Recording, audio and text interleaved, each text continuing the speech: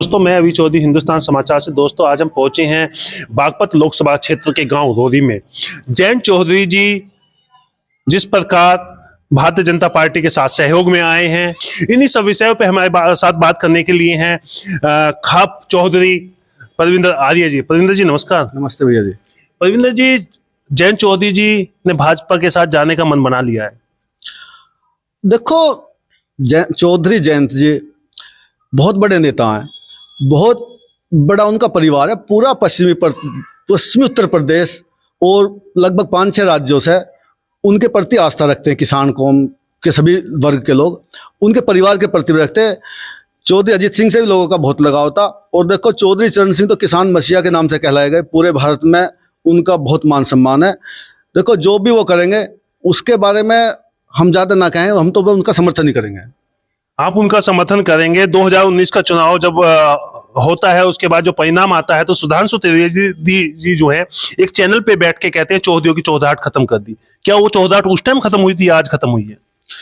देखो, त्रिवेदी का काम तो बोलने का, वो तो बात बनाने को भाजपा ने छोड़ रखा है।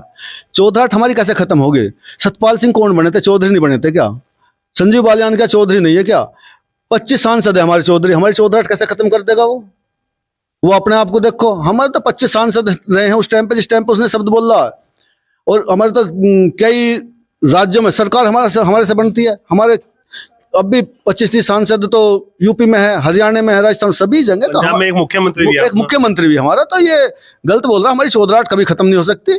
और हमारी चौधराहट राजनीति से नहीं, हमारी चौधराहट जो ना हमारे त्याग से, बलिदान से, हमारे पराक्रम से है। और इनके कहने से नहीं होगा। ये अपनी कौम का इतिहास देखो और हमारी कौम का इतिहास देखो, हमने कितना बलिदान करा। जयंत चौधरी जी की एक वीडियो बहुत ज्यादा वायरल हो रही है, जिसमें वो कह रहे हैं कि मैं कोई चवन्नी नहीं जो पलट जाऊं।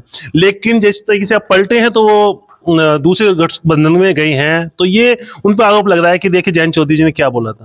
देखो, बहुत बड़े नेता, हालात और परिस्थिति बदलती रहती है। ये तो लड़ाई है। लड़ाई में कभी पीछे हटना पड़ता है, कभी 2 कदम आगे बढ़ना पड़ता है। तो ऐसे जीवन में लड़ाई है। तो ये जो आज की राजनीति है, ये ऐसे मानो जैसे पहले एक राजा दूसरे राज्य पर हमला करता था, जब भी तो सत्ता छीनती थी। अब मंत्री वगैरह पद है, इस तरह का चुनाव से होता, पहले तलवार के बल पे था, तो उन्हें भी गठबंधन करना पड़ता, समझौते होते थे।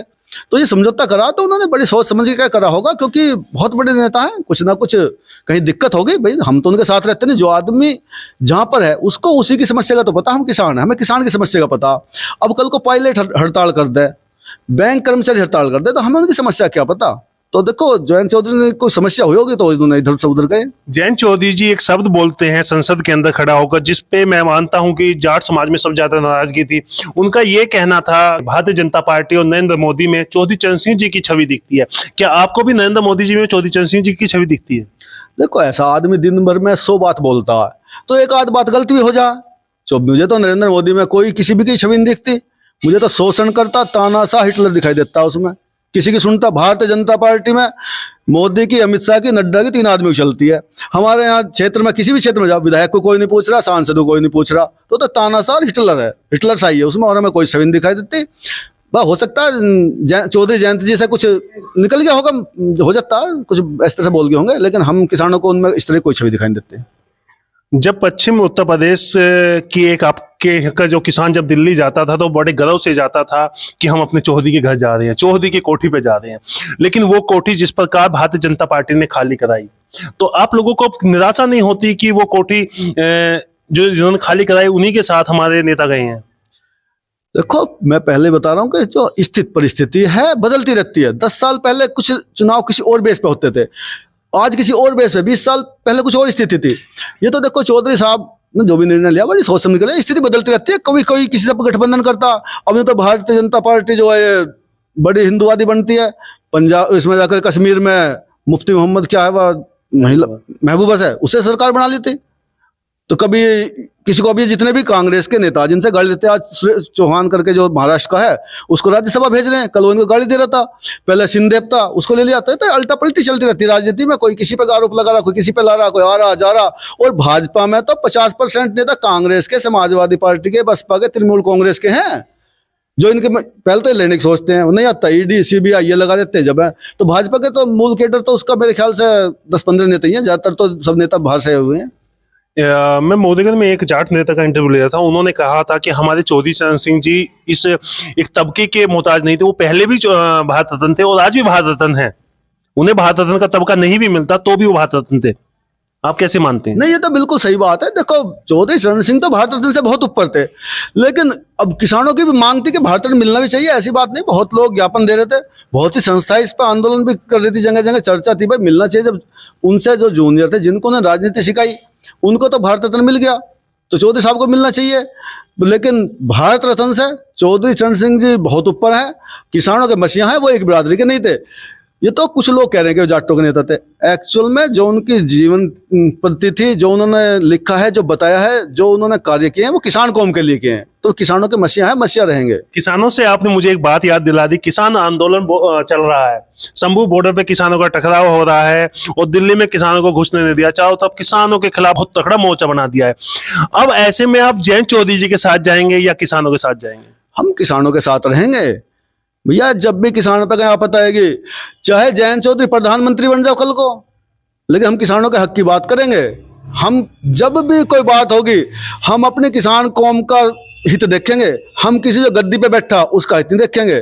तो हम उस टाइम पे हम अपने किसानों के साथ हैं। तो जयंत चौधरी जी ऐसे में भाजपा के साथ रहेंगे या किसानों के साथ रहेंगे? बता दो, चौधरी जयंत जी जो बहुत बड़े नेता हैं, वो तो उनका विवेक है, अध्ययन करेंगे अपने जो उनकी साथी लोग हैं। प्रॉपर मेरा सवाल करने का उद्देश्य ये था कि प्रॉपर जो उनका वोट बैंक है वो जाट वोट बैंक माना जाता है। दूसरा किसान वोट बैंक में सबसे मजबूत पकड़ मानी जाती है। चौधरी चरण सिंह जी मसीहा भी थे किसानों के, उनकी पोते की पार्टी है और पोता ही राष्ट्रीय अध्यक्ष है। तो ऐसे में किसानों के साथ खड़ा होना जरूरी है या भारतीय जनता पार्टी के साथ खड़ा होना जरूरी है? देखो, वो तो उन्हीं का विवेक करेगा। हमारे कहने से हम तो सोच रहे हैं कि भैया वो प्रधानमंत्री बन जाए और ये बैरिकेड हटवा दें यहाँ से और हमारी एमएसपी में कानून बनवा दे। हमारे सोचने तो काम हो नहीं रहे ना, तो वो तो उन्हीं सोचना, जैसे भी करेंगे तो अपने विवेक से कर लेंगे। हमें उससे कोई डाउट नहीं, उनसे हमें कोई नाराजगी नहीं है। जयंत चौधरी से हमें कोई किसी भी तरह की नाराजगी नहीं है।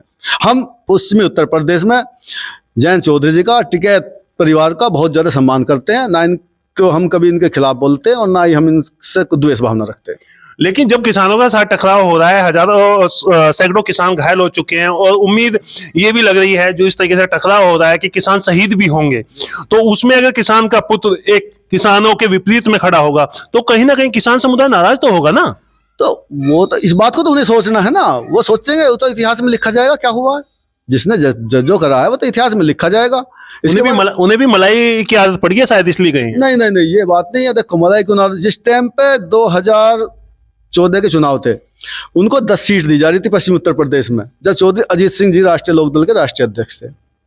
उन्होंने उन सीटों को नहीं दिया। उसके बाद में फिर हार गए चुनाव, फिर भी कहा गया कि हम जयंत चौधरी जी को राज्यसभा भेज देंगे और आपको राज्यपाल बना देंगे। वो फिर भी नहीं गए। दोबारा चुनाव हुए, फिर भी इनसे गठबंधन के बहुत जोर करे। अब भी काफी समय से इनसे गठबंधन, उत्तर प्रदेश के चुनाव हुए तब भी इनसे गठबंधन करने की कोशिश करी, लेकिन उन्होंने पद की लालसा नहीं, कहीं ना कहीं जो मिस्टेक हुई है वो अखिलेश से हुई है, इसलिए उन्हें मजबूरी में वहां जाना पड़ा। नहीं, मेरा मलाई से उद्देश्य वो नहीं था। मेरा मलाई से उद्देश्य ये था, चौधरी चरण सिंह जी एक छोटी सी बात को लेकर प्रधानमंत्री पद से इस्तीफा दे देते हैं और छोटे से में होते ही उत्तर प्रदेश के मुख्यमंत्री पद से इस्तीफा देते हैं। ये पार्टी कहीं ना कहीं त्याग की मूर्त थी। ये चौधरी चरण सिंह जी जो थे, ये किसानों के मसीहा और त्याग की मूर्त थे। ऐसे में एक उनका पार्टी का वारिस या घर का वारिस वो जाके सत्ता के लिए दूसरे पक्ष के साथ जाता है तो सवाल तो खड़े होंगे ही।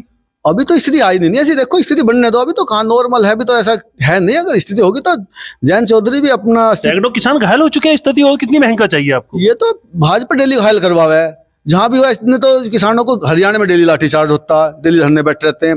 पंजाब में डेली हो रहा, जब भी कहीं ना कहीं भी एक पत्रकार पकड़ लिया था उसके ऊपर लेकर हुआ। यूपी में कहीं भी टिकैत साहब बैठते हैं या और कोई यूनियन बैठती है उस पर लाठीचार्ज कर देते हैं।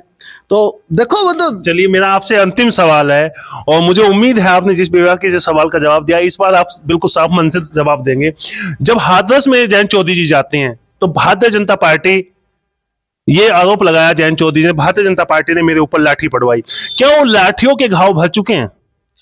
देखो, मैं बता रहा हूँ, तो जितने भी राजनीतिक में होता है, लाठीचार्ज होना, FIR होना, ये इस तरह का चलता ही रहता है। आपस में इनका फिर गठबंधन हो जाता है। तो जो राजनेता है वो अपनी राजनीति के हिसाब से चलता है। हमारा जो आम आदमी है जिसमें सोचने की थोड़ी कम है, वो एक बात को गांठ में बांध लेता है और उसी पे अपना मर जाता है, उस लकीर पे मर जाता है। तो राजनेता बड़े सोच के होते हैं, इसलिए वो अपना विवेक से काम लेते हैं। हमारी सोच रहती है वैसे तो मुझे ये बात कह दी अब इससे बोल चाल बंद, और अब हमारी आर पार की लड़ाई, चाहे हमारी घेर बिक जाओ, घर बिक जाओ। तो उनकी सोच बहुत बढ़िया है, तो उन्होंने सोच समझ के कुछ किया होगा ये। हमारे साथ थे सोरान खाप के चौधरी।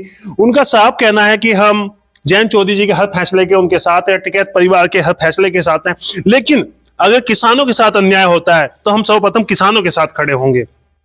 आप देखते रहिए हिंदुस्तान समाचार। मैं अभी चौधरी, नमस्कार।